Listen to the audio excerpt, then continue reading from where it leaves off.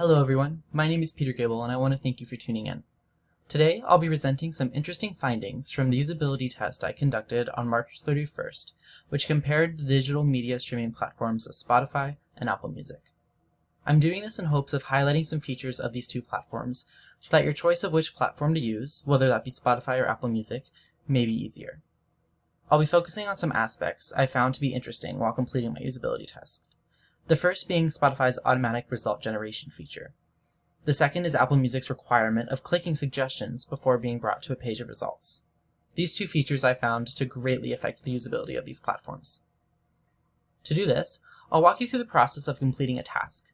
The task was to search and play a specific song, and I'll be using the song Old Town Road, the remix by Lil Nas X and Billy Ray Cyrus as an example. I chose this task because searching and playing a song is a fundamental aspect of a digital media platform. In addition, the process to accomplish this task shows the findings and aspects I wish to share with you. So when trying to accomplish the task as a first-time user on Spotify, I had no difficulties in searching and playing a song. I began by clicking the search bar near the top of the screen, like so, and I then began to type in the title of the song I chose. So in this case, Old Town. And as you may have noticed, Spotify automatically generated results based off the title I was entering. This feature, in my opinion, greatly enhanced the user's experience and made the process of playing a song and searching a song much easier to complete. After the desired song appeared, as it has, I clicked the cover art and the song began to play. Now, as for a first-time user on Apple Music, I also began by clicking the search bar in the top right corner. I then began to type in the title of the song, so Old Town.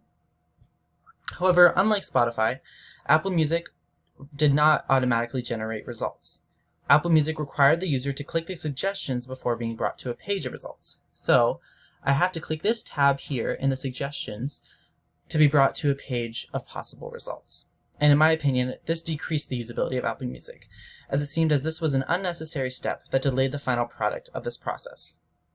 After being brought to the page of results, I was able to choose the song I wanted to play, click the button, and it played. And now if it'll just stop playing. There we go. So overall, these platforms performed similarly when trying to accomplish this task. However, Spotify was easier to use and had a higher usability due to its automatic result generation feature. This feature greatly increased the speed in which this task could be done and increased Spotify's usability. On Apple Music, the aspect of having to click the suggestions in order to see possible results seemed unnecessary and added an extra step to the process, therefore decreasing the usability of Apple Music.